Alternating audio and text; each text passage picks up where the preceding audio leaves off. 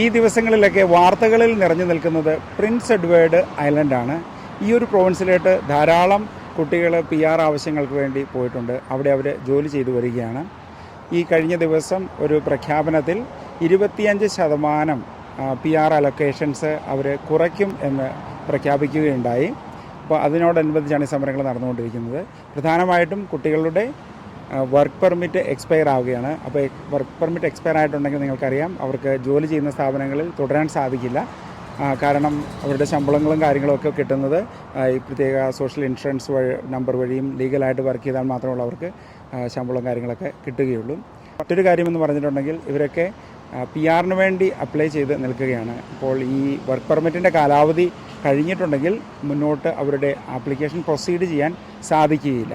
ഈ Prince Edward ഐലൻഡിലെ ഇപ്പോഴത്തെ allocation എന്ന് പറയുന്നത് 1600 ടോട്ടൽ വന്നിരിക്കുന്നത്. അപ്പോൾ 2100 ആയിരുന്നു 2023 ടോട്ടൽ അലൊക്കേഷൻ ഉണ്ടായിരുന്നത്. അതിൽ നിന്നാണ് 25% അവർ ഇപ്പോൾ കുറയ്ക്കുന്നത്. അപ്പോൾ അതിൽ പ്രയോറിറ്റൈസ് ചെയ്യുന്ന കാറ്റഗറീസ് എന്ന് പറയുന്നത് പ്രധാനമായിട്ടും കൺസ്ട്രക്ഷന്, ഹെൽത്ത് കെയർ, പിന്നെ ചൈൽഡ് വർക്കർ കാറ്റഗറിയിലോട്ടാണ് ഇനിയിപ്പോൾ അവർ കൂടുതലായിട്ടും PR അലൊക്കേഷൻ കൊടുക്കുന്നതെന്ന് പറഞ്ഞിട്ടുണ്ട്. കുട്ടികളൊക്കെ വർക്ക് ചെയ്തുകൊണ്ടിരിക്കുന്നത് ഇപ്പോൾ റെസ്റ്റോറൻറ്റുകളിൽ, ഫുഡ് പാക്കിംഗ് സ്ഥാപനങ്ങളിൽ, ഇങ്ങനെയുള്ള സ്ഥലങ്ങളിലേക്ക് ആണ് ഇനി കുറവ് വരുന്നത്. ടെമ്പററി റെസിഡൻസ് ആയിട്ടുള്ള കുട്ടികളും പിന്നെ അല്ലാത്തവരും എല്ലാവരും കൂട്ടി ഇപ്പോൾ പ്രിൻസ് എഡ്വേർഡ് ഐലൻഡിലുള്ളതെന്ന് പറയുന്നത് 11,000 പേരുണ്ട് ടോട്ടൽ. അപ്പോൾ ഈ കോട്ട കുറയ്ക്കുകയും ചെയ്ത് കഴിഞ്ഞപ്പോഴത്തേനും അവരെ അത് അഫക്റ്റ് ചെയ്തിരിക്കുകയാണ്. ഇവരുടെ ഈ സമരങ്ങളിലേക്ക് പല ഇമിഗ്രേഷൻ ഒഫീഷ്യൽസും കടന്നു ചെന്നിട്ടുണ്ടായിരുന്നു. അതിൽ പ്രധാനമായിട്ടും ജെഫ് യോങ് എന്ന് പറയുന്ന ഇമിഗ്രേഷൻ ഒഫീഷ്യൽ ചെയ്തിട്ടുണ്ടായിരുന്നു.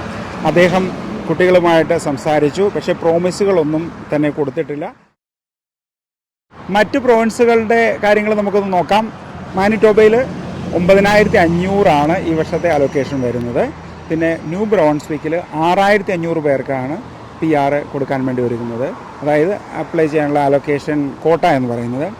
എന്നാൽ ഇൻവിറ്റേഷൻ ടു അപ്ലൈ വന്നിരിക്കുന്നത്, അതായത് മെയ് 17 മുതൽ അത് പോസ് ചെയ്തിരിക്കുകയാണ്. അപ്പോൾ അങ്ങനൊരു ന്യൂസും വന്നിട്ടുണ്ട്. ഇനിയിപ്പോൾ ബ്രിട്ടീഷ് കൊളംബിയ PNB നമ്മൾ നോക്കിക്കഴിയുമ്പോഴേക്കും ടോട്ടൽ ആപ്ലിക്കേഷൻ അപ്രോക്സിമേറ്റ്ലി ഞാൻ പറയുന്നത് 6,750. ഞാനിത് ഗൂഗിളിൽ പല ഭാഗത്തും സെർച്ച് ചെയ്തിട്ട് കറക്റ്റായിട്ട് കിട്ടുന്നില്ലായിരുന്നു. ഞാൻ എൻ്റെ അപ്രോക്സിമേറ്റ് നമ്പർ പറഞ്ഞിട്ടേ ഉള്ളൂ.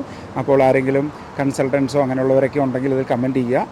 കറക്റ്റ് ചെയ്യാവുന്നതാണ്, തീർച്ചയായിട്ടും കമൻറ്റ് ചെയ്ത്. അപ്പോൾ അവിടെ വരുന്നത് 6,750. പിന്നെ അവിടെ ഒരു പോസ് വന്നിരിക്കുന്നത് ഇനി ചേഞ്ചസ് വരാൻ വേണ്ടിയുള്ള സാധ്യതയുള്ളതെന്ന് പറഞ്ഞാൽ international graduate and post graduate സ്ട്രീമിലാണ് ഇനി പോസസും ചേഞ്ചസും ഒക്കെ വരാൻ സാധ്യതയുണ്ട് എന്ന് പറഞ്ഞിരിക്കുന്നത്. അതായത് നേരത്തെ ബ്രിട്ടീഷ് കൊളംബിയ പഠിക്കാൻ പോകുന്നവർക്കെന്ന് പറഞ്ഞിട്ടുണ്ടെങ്കിൽ അവർക്ക് പഠനത്തിന് ശേഷം നേരിട്ട് ഇത്തരം സ്ട്രീം വഴി ഡയറക്റ്റ് അപ്ലൈ ചെയ്യാമായിരുന്നു. എന്നാൽ ഇനി അവിടെയും ചേഞ്ച് വരാനുള്ള സാധ്യതയുണ്ടെന്ന് അറിയിപ്പ് വന്നിട്ടുണ്ട്. ഇനി നമുക്ക് വരുന്നത് ന്യൂ ഫൗണ്ട്ലാൻഡ് ആൻഡ് ലബ്രഡോർ പ്രോവിൻസ് ആണ്. അവിടെ വരുന്നത് ഒരു 1,500 മുതൽ 3,050 വരെയാണ് ഇതിൻ്റെ ആപ്ലിക്കേഷൻ കാര്യങ്ങളൊക്കെ മുന്നോട്ട് പോകുന്നത്. അപ്പോൾ ആ ഒരു സംഖ്യയിൽ അലൊക്കേഷൻ തീരുന്നതാണ് വരുന്നത്. അധികം ചേഞ്ചസ് അവിടെ വന്നിട്ടില്ല. പിന്നെ വരുന്നത് നമുക്ക് നോവസ്കോഷ്യയാണ്. NSNP എന്ന് പറയുന്ന കാറ്റഗറിയാണ് വരുന്നത്. അപ്പം നോവസ്കോഷ്യയുടെ ഇപ്പോഴത്തെ നിലവിൽ ഒരു ചേഞ്ച് വന്നേക്കെന്ന് പറഞ്ഞിട്ടുണ്ടെങ്കിൽ ക്യാപ്പ് ഓൺ ഫുഡ് ഇൻഡസ്ട്രിയാണ് വന്നിരിക്കുന്നത്. എന്ന് പറഞ്ഞിട്ടുണ്ടെങ്കിൽ ഇപ്പോഴത്തെ സാഹചര്യത്തിൽ റെസ്റ്റോറൻറ്റുകളിൽ വർക്ക് ചെയ്യുന്നവർക്ക് ഈ സ്ട്രീം വഴി അപ്ലൈ ചെയ്യാൻ സാധിക്കില്ല എന്നുള്ളത് നമുക്കറിയാം. ധാരാളം ആളുകൾ ഹോസ്പിറ്റാലിറ്റി മേഖലയിലും പിന്നെ റെസ്റ്റോറൻറ്റുകളിലൊക്കെ പ്രവർത്തിച്ച് വരുന്നുണ്ട്. അവർക്കൊക്കെ ബുദ്ധിമുട്ടുണ്ടാവും ഇക്കാര്യം. പിന്നെ അടുത്ത് വരുന്നതാണ് നമുക്ക് യൂക്കോൺ പ്രോവിൻസ്. ഈ യൂക്കോൺ പ്രോവിൻസിൻ്റെ വന്നിരിക്കുന്നത് പറഞ്ഞാൽ 483 അവരുടെ ആപ്ലിക്കേഷൻ കോട്ട വന്നിരിക്കുന്നത്. അത്രയേ ഉള്ളൂ വന്നിട്ടുള്ളൂ. പിന്നെ നമുക്ക് കാണാൻ പറ്റുന്നത് AIP എന്ന് പറഞ്ഞാൽ അറ്റ്ലാന്റിക് പ്രോവിൻസസുകൾ വഴിയുള്ള ആപ്ലിക്കേഷൻ. അപ്പോൾ അതിൽ വരുന്നതാണ് ടോട്ടൽ വരുന്നത് Nova Scotia, New Brunswick, Newfoundland, Prince Edward Island, അതെല്ലാം കൂടെ കൂട്ടി 6,500 ടോട്ടൽ ആപ്ലിക്കേഷൻ ഈ വർഷത്തെ വരുന്നത്. അപ്പോൾ നമുക്കറിയാം ഇപ്പം 2024 തുടങ്ങിയതേ ഉള്ളൂ. ഈ സമയത്ത് തന്നെ ഏകദേശം എല്ലാ കാര്യങ്ങളും പോസ്റ്റായി എന്ന് പറഞ്ഞിട്ടുണ്ടെങ്കിൽ കോട്ടകളൊക്കെ കഴിയാറായിരിക്കുകയാണ്. നമുക്കറിയാം ഇപ്പോൾ 2 മില്യൺ, അതായത് 20 ലക്ഷത്തോളം ആളുകളാണ് ഇവിടെ ടെമ്പററി റെസിഡൻ്റ് ആയിട്ട് ഉള്ളത്. അപ്പോൾ അവർ സ്റ്റുഡൻസ് ഉണ്ട്, പിന്നെ റെഫ്യൂജീസ് ആയിട്ട് വന്നിട്ടുള്ളവരുണ്ട്, വർക്ക് വിസയിൽ വന്നിട്ടുള്ളവരുണ്ട്. ഇവർക്കൊക്കെ PR എത്തണമെങ്കിൽ ഈ പാത്വേസ് എല്ലാമാണ് കിടക്കുന്നത്. പിന്നെ അതുകൂടാതെ നമുക്കറിയാം general category express entry draw എന്ന് പറയുന്നത് ഇതിൽ ബന്ധപ്പെട്ടുള്ളതല്ല, അതൊരു സെപ്പറേറ്റ് സ്ട്രീമാണ് വരുന്നത്. അതിലെ സ്കോർ ഇപ്പോൾ വരുന്ന 529 CRS സ്കോർ എന്ന് പറയുന്നത്. അതിലേക്ക് എത്തിച്ചേരാൻ ബുദ്ധിമുട്ടാണ്. പിന്നെ നമുക്ക് ശ്രദ്ധിക്കാവുന്ന ഒരു കാര്യം എന്ന് പറഞ്ഞിട്ടുണ്ടെങ്കിൽ, നിങ്ങൾ ഏത് പ്രൊവിൻസിലാണ് താമസിക്കുന്നത് അവിടെയുള്ള റൂറൽ ഇമിഗ്രേഷൻ പ്രോഗ്രാംസുകളെപ്പറ്റി പഠിക്കുക.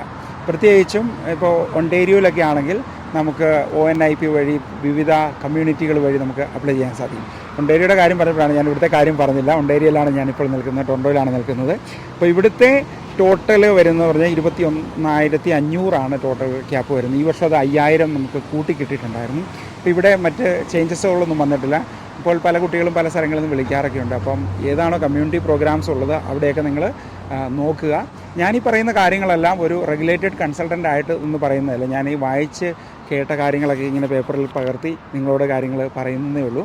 അപ്പോൾ എന്തെങ്കിലും കറക്ഷൻസ് ഒക്കെ ഉണ്ടെങ്കിൽ നിങ്ങൾക്ക് താഴെ കമൻറ്റ് ചെയ്യാവുന്നതാണ് തീർച്ചയായിട്ടും. അതോടൊപ്പം തന്നെ പരമാവധി ലിങ്കുകൾ ഞാൻ താഴെ കൊടുത്തേക്കാം. അത് നിങ്ങൾ വായിച്ച് മനസ്സിലാക്കി റിസർച്ച് ചെയ്ത് സ്വന്തമായിട്ട് തീരുമാനങ്ങൾ എടുക്കുക.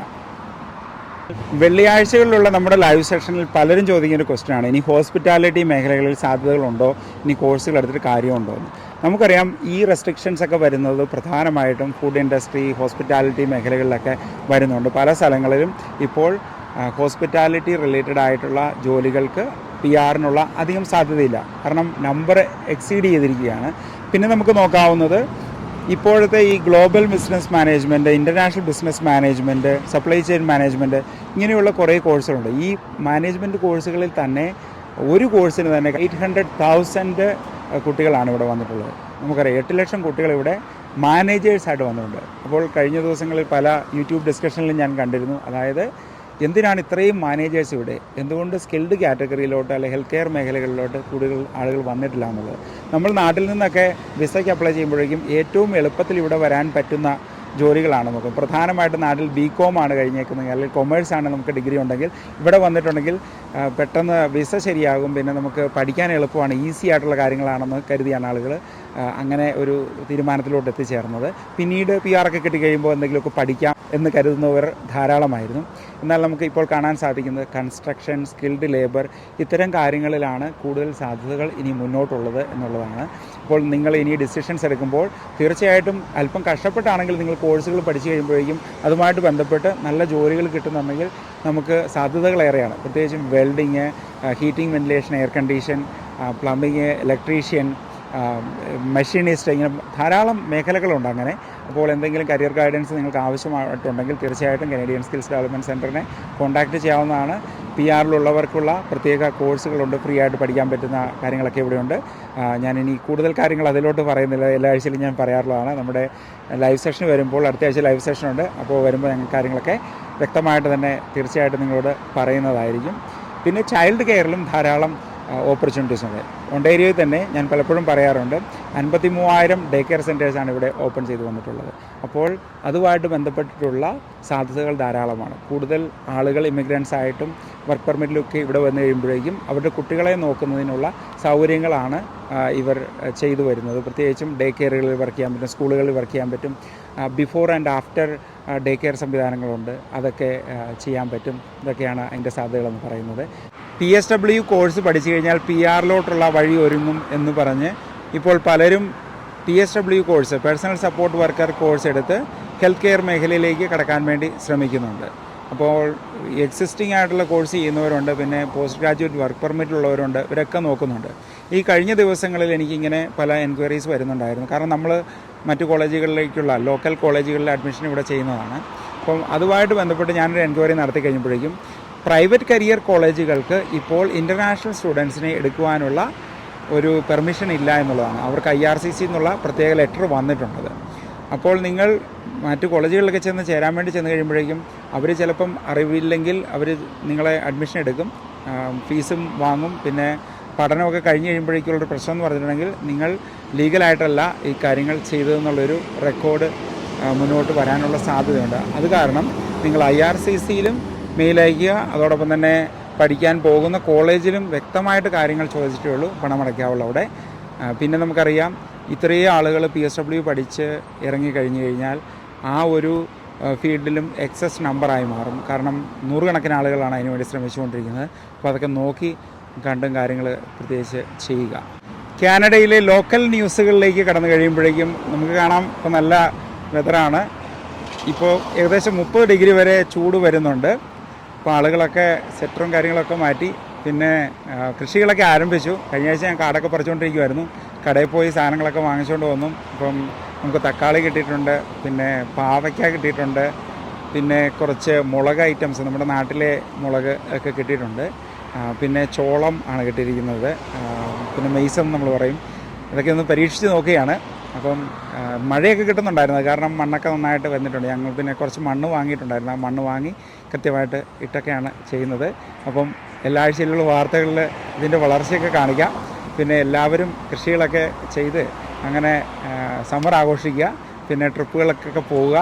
പറ്റിയ സമയമാണ് കോട്ടേജ് ട്രിപ്പുകൾക്കും പിന്നെ അല്ലാതെ ഉള്ള ചെറിയ ചെറിയ യാത്രകൾക്കും ഉള്ള സമയമാണ്. ലൈഫ് സ്റ്റൈലിൻ്റെ കാര്യം ആരും മറക്കരുത്. എന്തൊക്കെ ടെൻഷൻസൊക്കെ നമുക്കൊക്കെ ഉണ്ടെന്ന് പറഞ്ഞാലും നമ്മൾ കാനഡയിൽ എത്തിയിരിക്കുന്നത് നമ്മുടെ ലൈഫ് സ്റ്റൈൽ മെച്ചപ്പെടുത്തുന്നതിന് വേണ്ടിയാണ്.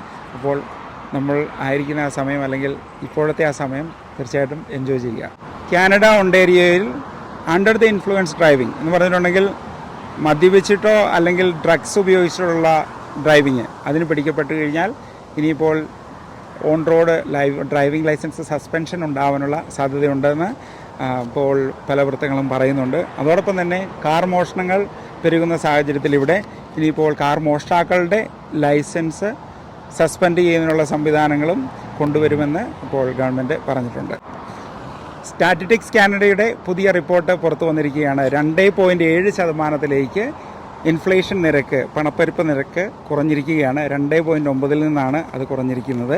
പിന്നെ ജൂൺ 5 ഒരു ക്രൂഷ്യലായിട്ടുള്ളൊരു മീറ്റിംഗ് ബാങ്ക് ഓഫ് കാനഡയുടെ ഉണ്ട്. അന്ന് ഇൻട്രസ്റ്റ് റേറ്റ് കുറയുമോ ഇല്ലയോ എന്നുള്ള കാര്യം നമുക്കറിയാൻ സാധിക്കും. ഇപ്പോഴൊക്കെ വീട് വാങ്ങാൻ വേണ്ടിയൊക്കെ ശ്രമിക്കുന്നവർ ധാരാളമാണ്. നല്ല ഇൻട്രസ്റ്റ് റേറ്റ് ആയത് കാരണമാണ് ഇപ്പോൾ പലരും മാറി നിൽക്കുന്നത്. ഒരു നല്ല വാർത്ത നമുക്ക് പ്രതീക്ഷിക്കാം എന്ന് കരുതുന്നു. US കാനഡ ബന്ധങ്ങൾ മെച്ചപ്പെടുത്തുന്നതിന് വേണ്ടി കാനഡയിൽ നിന്നും ഒരു സംഘം തന്നെ, അതായത് മന്ത്രിമാരടങ്ങുന്ന സംഘം തന്നെയാണ് ഇപ്പോൾ US പ്രവർത്തിച്ചുകൊണ്ടിരിക്കുന്നത്. ഇനിയിപ്പോൾ ആരാണ് പ്രസിഡൻറ്റ് ആവുക എന്നുള്ളത് ഒരു വലിയ കൺസേൺ തന്നെയാണ് കാനഡയ്ക്കും. അത് കാരണമാണ് മന്ത്രിമാരടങ്ങുന്ന സംഘം അവിടെ പ്രവർത്തിച്ചുകൊണ്ടിരിക്കുന്നത്.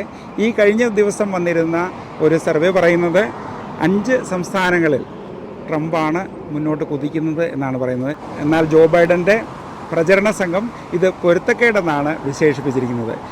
അടുത്തതായിട്ട് ജൂൺ 27 അമേരിക്കയിൽ ആദ്യ സംവാദം നടക്കുകയാണ്. അതിൽ ജോ ബൈഡനും ട്രംപും പങ്കുചേരും എന്നാണ് പറഞ്ഞിരിക്കുന്നത്.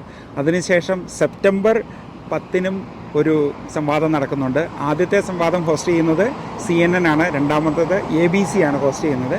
ഇത്തരം ഡിബേറ്റുകൾ വോട്ടർമാർക്കിടയിൽ നല്ല ഡിസിഷൻസ് എടുക്കുന്നതിന് വേണ്ടി അവരെ പ്രേരിപ്പിക്കും. ഇത്രയൊക്കെയാണ് ഈ ആഴ്ചത്തെ വാർത്തകളും വിശേഷങ്ങളും. നമുക്ക് അടുത്ത ആഴ്ച ലൈവ് സെഷൻ ഉണ്ടായിരിക്കും. എല്ലാവരും കമൻറ്റ് ചെയ്യാൻ മറക്കണ്ട. നിങ്ങളുടെ ക്വസ്റ്റ്യൻസ്, നിങ്ങളുടെ അഭിപ്രായങ്ങളൊക്കെ കമൻറ്റ് ചെയ്യുക. പിന്നെ ഇഷ്ടപ്പെട്ടെങ്കിൽ ഒന്ന് സബ്സ്ക്രൈബ് ചെയ്തേക്കുക, ലൈക്ക് ചെയ്തേക്കുക, ഷെയർ ചെയ്തേക്കുക. Thanks for watching. ബൈ.